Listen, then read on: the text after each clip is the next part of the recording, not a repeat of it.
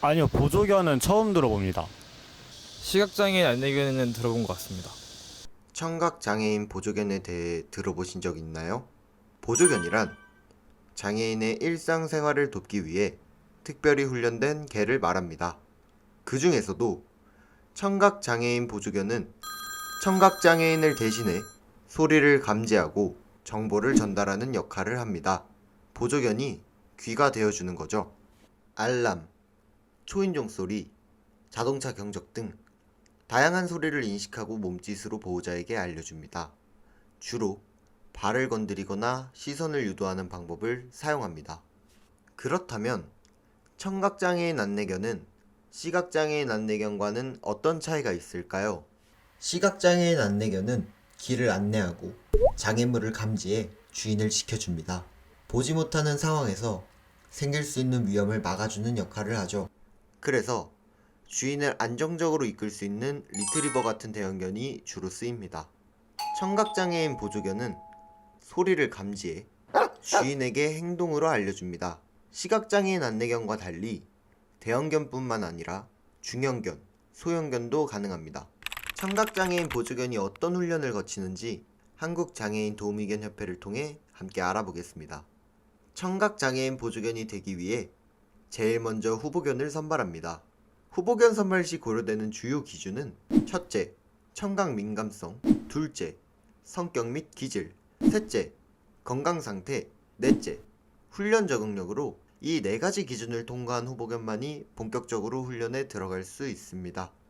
또한 소리를 구별할 수 있을 만큼 영리한 개라면 품종이나 성별 관계없이 가능합니다. 선발이 된 후보견들은 퍼피워킹을 진행합니다. 퍼피워킹이란 보조견이 될 강아지를 일정 기간 일반 가정에서 생활하게 하며 사회성과 기본 훈련을 길러주는 과정을 말합니다.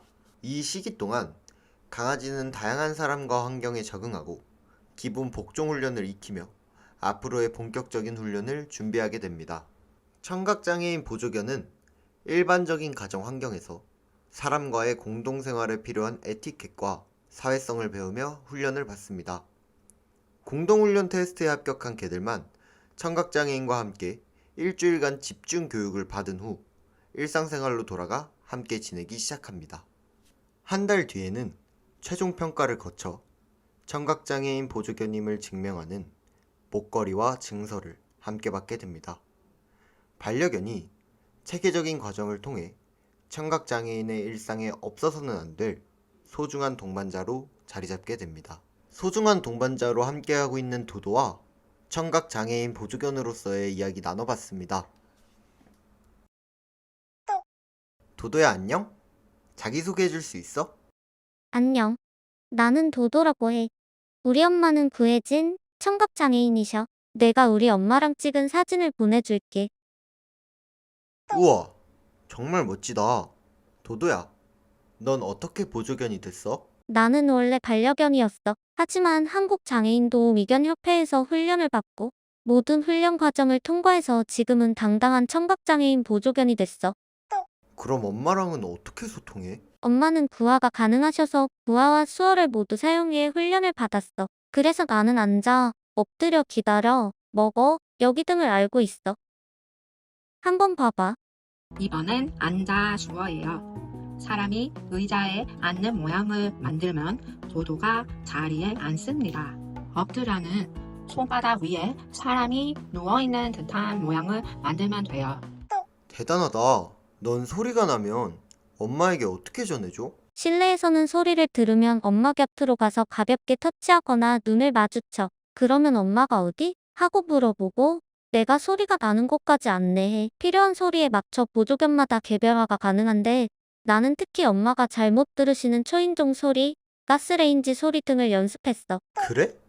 그럼 밖에 나가서는 어떤 방식으로 알려줘? 머리에 머리 리드줄을 착용해 많이 입마개로 오해하지만 입은 아주 자유롭게 오픈되어 있어. 내가 소리를 들으면 머리 리드줄을 통해 엄마한테 알려줘. 고개를 움직이면 엄마와 연결된 줄에 바로 느낌이 오기 때문에 소리와 반대 방향으로 이끌어. 특히 엄마는 이명 때문에 외부의 생활 소음들을 전혀 구분 못 하시는데 나로 인해 활동 반경이 안전하게 확대되어서 엄청 행복해하셔.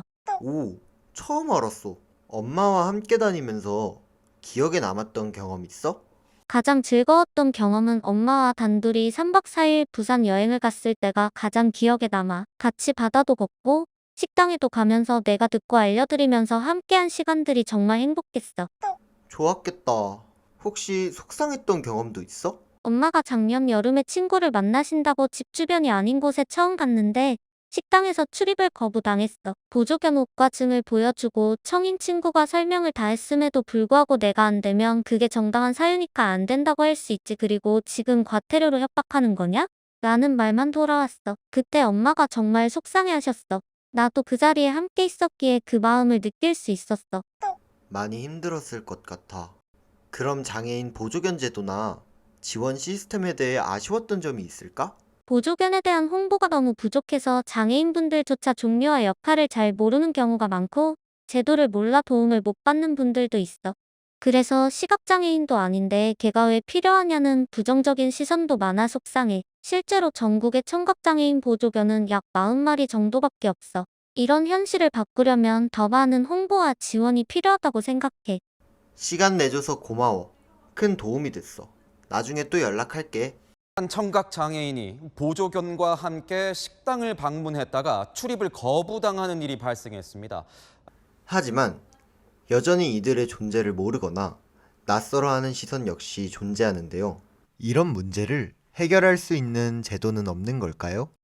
장애인 복지법 제40조에서는 누구든지 보조견 표지를 붙인 장애인 보조견을 동반한 장애인이 대중교통수단을 이용하거나 공공장소, 숙박시설 및 식품 접객 업소 등 여러 사람이 다니거나 모이는 곳에 출입하려는 때에는 보건복지부령으로 정하는 정당한 사유 없이 거부하여서는 아니 된다. 여기서 말하는 정당한 사유란 무엇일까요? 장애인 복지법 시행 규칙에 따르면 의료법에 따른 수술실이나 위생법에 따른 조리장, 보관시설과 같은 특수한 공간은 정당한 사유가 있는 경우 출입이 제한될 수 있습니다. 바꿔 말하면 이 외의 모든 장소는 보조견과 출입이 가능합니다. 정당한 사유 없이 장애인 보조견을 거부한 자는 300만 원 이하의 과태료를 받게 됩니다. 청각장애인 보조견은 단순한 반려견이 아닙니다. 누군가에게는 귀가 되어주는 존재입니다. 청각장애인 보조견을 향한 무관심은 우리의 시선과 실천으로 바꿀 수 있습니다. 이 영상을 시청하고 있는 여러분도 그 변화의 시작입니다.